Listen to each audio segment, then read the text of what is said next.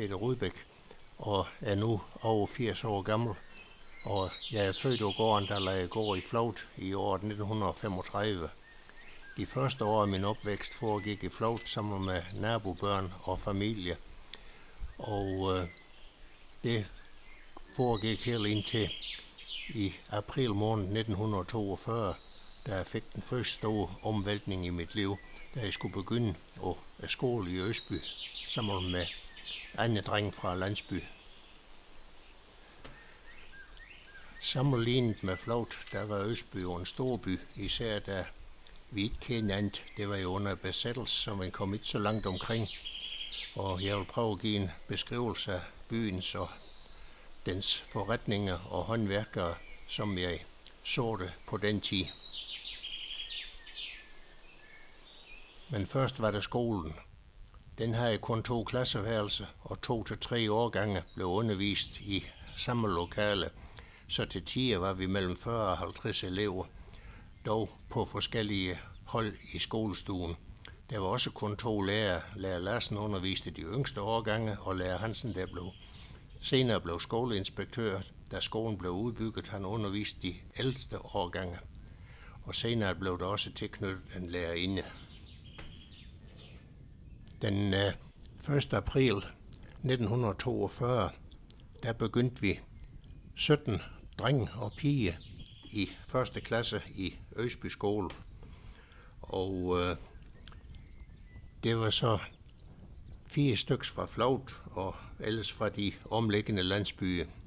Det var mange skoler i Østby sogn, men i Østby skole, der var vi børn fra Flovt og fra Hyrup og Østby og op fra Brandbjerg. Lige i nærheden af skolen lå også både kirken og en købmandsforretning og en cykelhandler. Det var ret så praktisk med en cykelhandel i nærheden af skole. I det var jo under besættelse, og det var umuligt at få cykeldæk og slange, så han kunne næsten leve af at holde skolebørns cykler i orden. Og Østby Kirkegård, det ligger mange af mine forfædre begravet. I 1717 kom den første Rudbæk til Flovt, og alle slægtsled derefter, der blev boende i sognet, de er begravet der. Jeg har været rundt og kigge og prøve at se og finde de gravsten, hvor der står Rudbæk navn nu, og foreløbig har jeg fundet 23, og der skal nok være flere, som jeg ikke har fundet endnu, ligesom det også nok er en del, som allerede er blevet sløjfet. I det er jo godt 300 år siden den første Rudbæk begyndte at komme. Købmand Sørensens forretning, den ligger, hvor den har lå i alle år. Den er dog udvidet en del siden 1940'erne. Hvis vi ser over billedet, så er de sidste 2-3 fag, det er ved vinduet, de er kommet til senere, men ellers så ligner front nøjagtigt, som den gjorde dengang. Når vi gik forbi skole og længere om det nu her i Østby Nedergade, så kom vi om til det gamle baneareal, hvor amtsbane, som jo for længst var nedlået, da jeg gik i skole, hvor de i sin tid havde lået. Men tilbage, der var der nogle pakhus og den gamle stationsbygning. I pakhus, der havde Johannes Løbner sin korn- og fogstofforretning, og det gamle banehus, det gamle stationsbygning, den blev brugt til almindelig beboelse.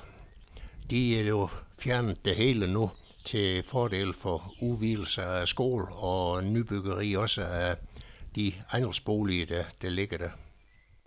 Går vi videre om imod Haslå og Sundlandevej, så kom vi om til en af byens vigtigste ejendomme. Det var nemlig et kommunekontor, der indtil 1970 rummet Østby Kommunes administration, samtidig med, at der også var boliger til jordmor fru Andersen og til distriktssygeplejerske frøken Dahl. Lige over for kommunekontoret, der ligger Østby Kirkekrog.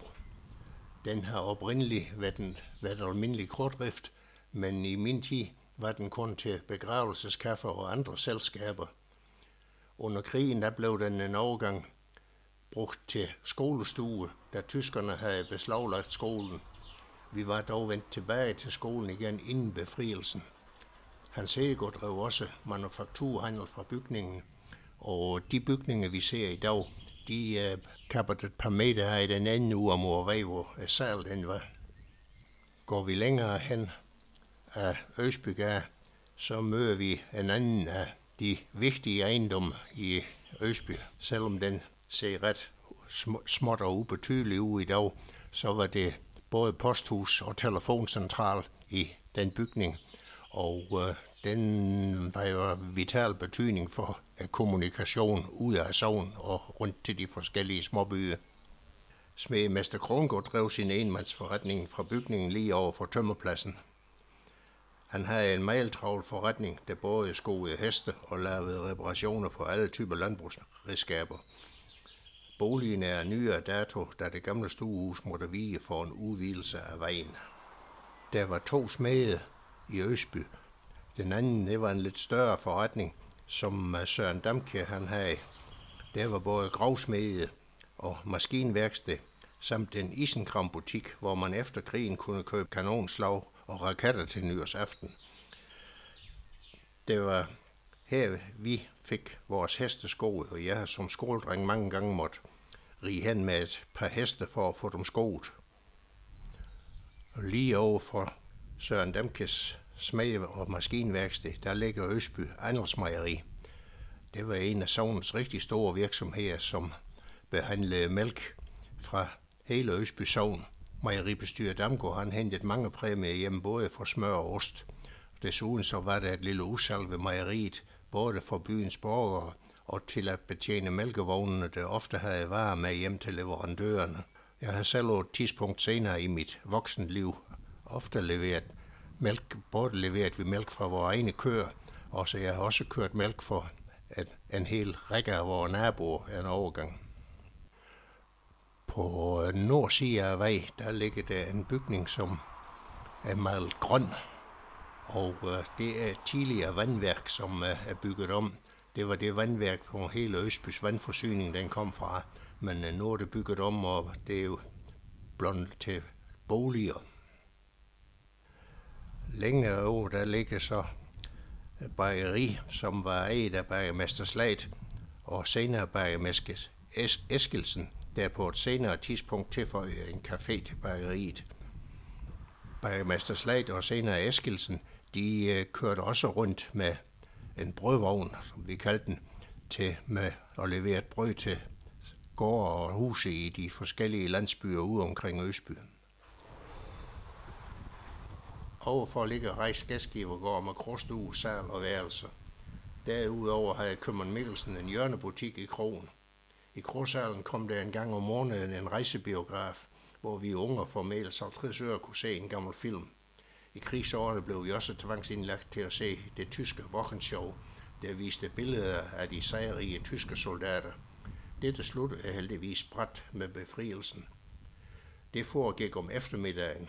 Om aftenen blev der så vist film for voksne, så vidt jeg husker med lidt dans bagefter.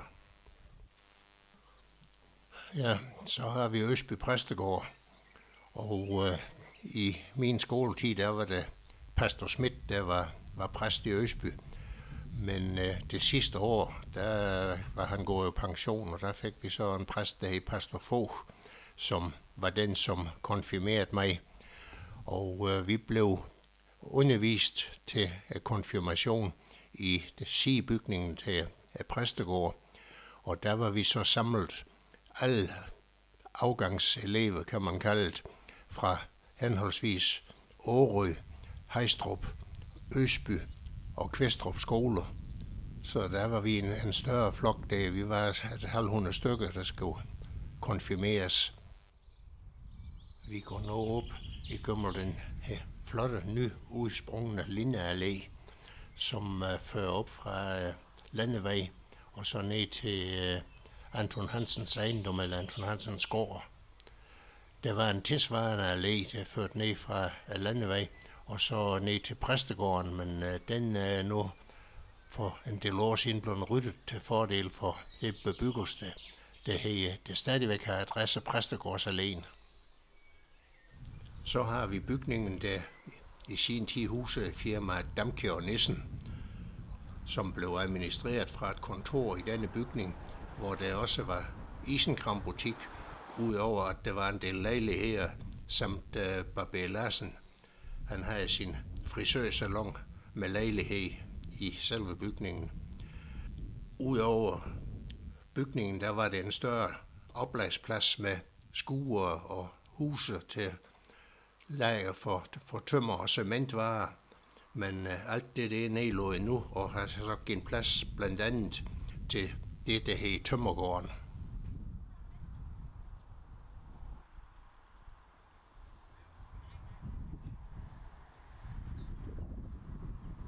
Men udover de tidligere omtalte forretninger, så var der en masse anden aktivitet i Østby. Der var flere murmestre, og der var snedkere, tømrere, og der var en hjulmager, og der var en skrædder, og der var 2 frisører. Ja, vi kaldte dem nu barberer af den tid, men så, det er jo nok et sprog, der er ændret til.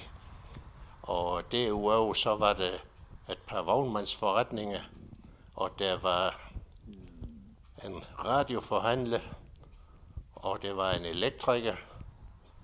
Så det skete en masse i Østby. Dyrlægen han boede her også, og udover det, så havde vi også en læge, og der havde jeg fornøjelse af at blive bedt af hans hund, og måtte ind til ham og lappe sammen og have stivkrampe-indsprøjtning og penicillin og så videre. Og så må han jo åbenbart have noget forretningsgeni, eller forretningssans, hvis man skal kalde det. For han sendte regninger baguetter til min far og mor, men de ville dog ikke betale dem. Som I kan se, så var det stadig en masse liv og ting i Østby. Vi kunne faktisk forklare alle vores problemer og daglige opgaver her i Østby, uden at det var nødvendigt at tage ind til Haslev. I dag der bor jeg i en egen lejlighed på Tømmergården i Østby sammen med min kone Elna, som jeg lærte at kende i 1953 og har været gift med siden 1958. I 1964 der overtog vi Dalagård og har drevet landbrug det i 30 år indtil 1994, hvor min offentlige erhverv samt vores alder, den gjorde, at vi ikke kunne bestride det hele mere, og så forpagtede vi jorden ud. Og senere har vi så overdraget ejendommen til vores 2 børn. Jeg har nu prøvet at fortælle lidt om, hvad der skete i Østby i min skole- og drengetid, og håber, at det er nogen, der kan have interesse i at høre lidt om det, eller se lidt om det, og så er det der en mulighed af. Og så tak til Minna, for det hun har filmet det.